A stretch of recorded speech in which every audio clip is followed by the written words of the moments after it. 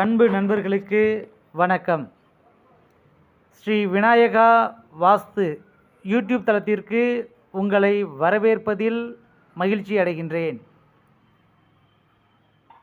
இந்த பதிவில் நாம் பார்க்க இருப்பது வாஸ்து பற்றிய ஒரு அனுபவ பதிவு. இன்னும் நம்ம சேனலை சப்ஸ்கிரைப் செய்யலையா? சப்ஸ்கிரைப் செய்யுங்க. இது போன்ற பதிவுகளை தொடர்ந்து பாருங்கள். தெற்கு பார்த்த வீட்டுக்கு வடமேற்கு பகுதியில் வடக்கு பகுதியில் கழிவறை டாய்லெட் அமைப்பு கொடுத்திருந்தாங்க.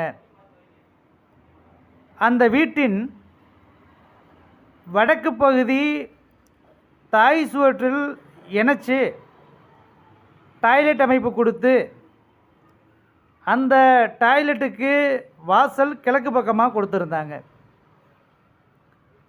ஒரு வீட்டிற்கோ காலி மனைக்கோ டாய்லெட் பாத்ரூம் அமைப்பு வடமேற்கு பகுதியில் கொடுப்பது தான் ரொம்ப ரொம்ப நல்லது. ஆனால் அந்த டாய்லெட் அமைப்பு கட்டிடத்தோடையோ காம்பவுண்டோடையோ சேர்த்து தொடர்ச்சியாக இல்லாமல் தனியான அமைப்பாக இருப்பது தான் நல்ல பலனை தரும். மாறா கட்டடத்தோடையோ காம்பவுண்டு சோற்றோடையோ இணைஞ்சு இருந்தால் அந்த வீட்டில் வசிப்பவர்களுக்கு மன உளைச்சல், மன ரீதியான இதய ரீதியான தொந்தரவு, பொருளாதாரத்தில் தடை, அதை தொடர்ந்து நெருக்கடி,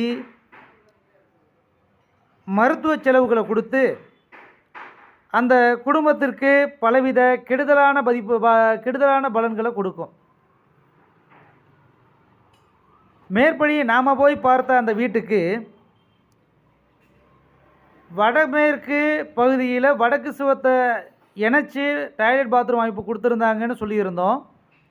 இதனால் அந்த வீட்டில் பெரிய அளவில் கடை வாங்கி பொருளாதார நெருக்கடியான சூழலில் குடும்பத் தலைவர் சிக்கி இருப்பது தெரிந்தது.